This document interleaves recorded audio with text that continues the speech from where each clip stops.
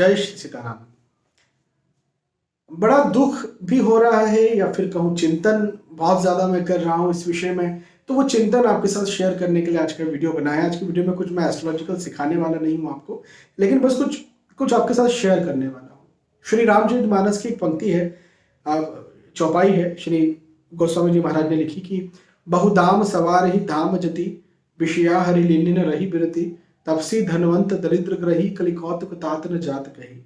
इसका अर्थ ये निकल के आता है कि जति मतलब जो यति है, जो जिनको हम संत कह रहे हैं, है ना, जिनको हम वैरागी कह रहे हैं, वो बहुत पैसा लगा करके, बहुदाम सवारी मतलब बहुत पैसा लगा करके वो अपना घर सजाते हैं, बड़े बड़े आश्रम बनाते हैं, बड़े बड़े मठ बनाते हैं। आप जाइए अभी महाकुंभ में, आप जाइए, वहाँ पर इतने बड़े बड़े विशाल उन लोगों के रहेंगे जो लोग खुद को विरक्त कह रहे हैं, जो लोग खुद को संत कह रहे हैं। बड़े एयर कंडीशनर और बहुत सारी चीज़ें वहाँ पर रहने वाली है। तो बहुदाम सवारी धाम जति, विषया हरि लिन्नी न रही बिरती।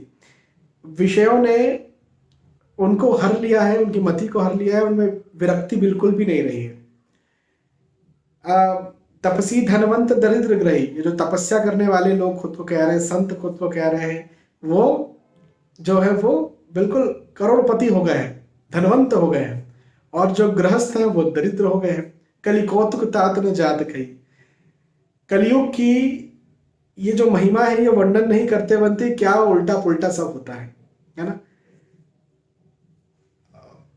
मुख्यतः महाकुंभ महाकुंभ महाकुंभ महाकुंभ करके जो है मार्केटिंग किया जा रहा है।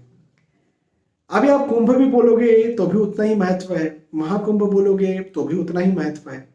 लेकिन महाकुंभ है क्या? कोई शास्त्र में हमारे थोड़े महाकुंभ लिखा हुआ है 144 साल बाद आया। अरे बाबा 144 साल बाद क्या खास है? ये बताओ तो सही, क्या खास है? ऐसा क्या खास है? बताने को कोई तैयार नहीं है। मैं कल एक क्लिप भी देख रहा था, जो शंकराचार्य हैं, आज तक पे उनका इंटरव्यू मेरे पास इंस्टाग्राम पर वीडियो सेव है। कभी आप कहेंगे तो इंस्टाग्राम पर ही शेयर कर दूंगा उस वीडियो को अपनी स्टोरी में।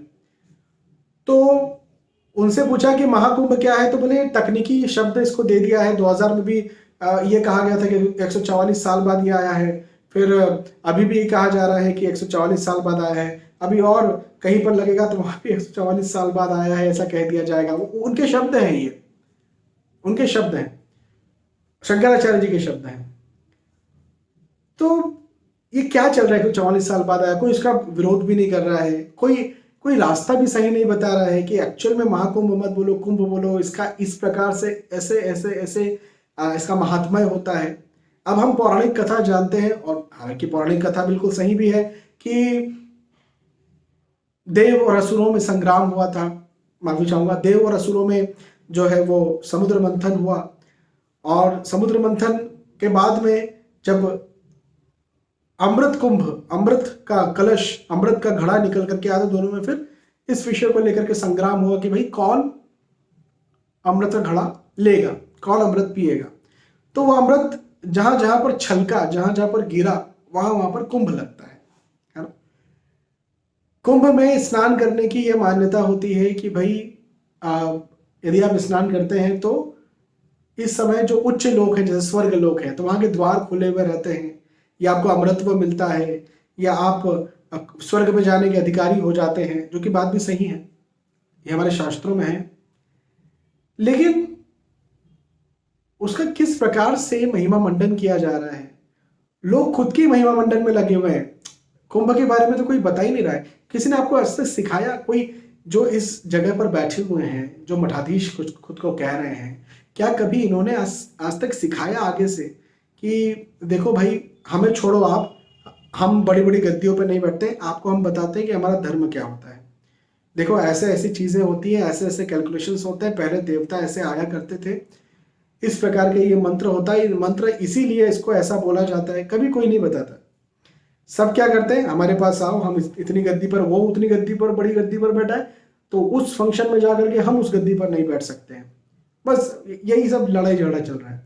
अभी मैंने एक, मैं नाम नहीं लूंगा, वो कह रहे हैं कि शंकराचार्य जी को आगे होना चाहिए जो महाकुंभ है उसमें, और उनके पीछे फिर सबको, अखाड़ों को होना चाहिए, फिर उनके पीछे सबको होना चाहिए।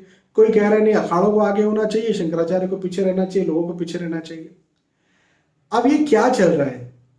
आप लोग विरक्ति को बताने वाले हो, आप लोग समाज को दिशा दिखाने वाले हो, आप ही झगड़ा कर रहे हो, आप ही लड़ाई कर रहे हो, प्लस आप ही खुद के धामों को इतना बड़ा बड़ा बना करके, और क्या शाही सवारियां निकल रही और क्या मतलब ठीक है निकलते थे, पहले भी निकलते थे, लेकिन उसमें आध्यात्मिकता होती थी। आज आध्यात्मिकता नहीं दिखती, आज शो ऑफ दिखता है। एक है खुद को संत कहते हैं, उन्होंने अपनी रील डाली, तो वो रील पे उनके शहर से निकल करके वो महाकुंभ में स्नान के लिए गए, अब बड़ा लंबा काफिला, और जो है फॉर्च्यूनर और डिफेंडर जो 50 लाख और 60 लाख 70 लाख 80 लाख से कम की गाड़ियां नहीं हो, गाड़ियों का काफिला चल रहा है, और वो बिल्कुल सनरूफ में बैठ करके और ऐसे कर रहे हैं। मतलब क्या शो ऑफ करना चाह रहे हो, क्या बताना चाह रहे हो? क्या ये देखो, अब कोई कहेंगे यार आपको उनके पैसों से जलन हो रही है। बात पैसों से जलन की नहीं है, बात ये नहीं है, बात ये है कि मेरा सनातन धर्म क्या शो करता है, क्या बताता है। आप लोग आज वहां पर उस जगह पर जाकर के बैठे हो तो क्या इसके लिए बैठे हो, ये चीज बताने के लिए बैठे हो? आप रोल मॉडल बन के बैठे हो ना, तो रोल मॉडल जो है वो आध्यात्मिक रोल मॉडल ऐसा होगा क्या कोई?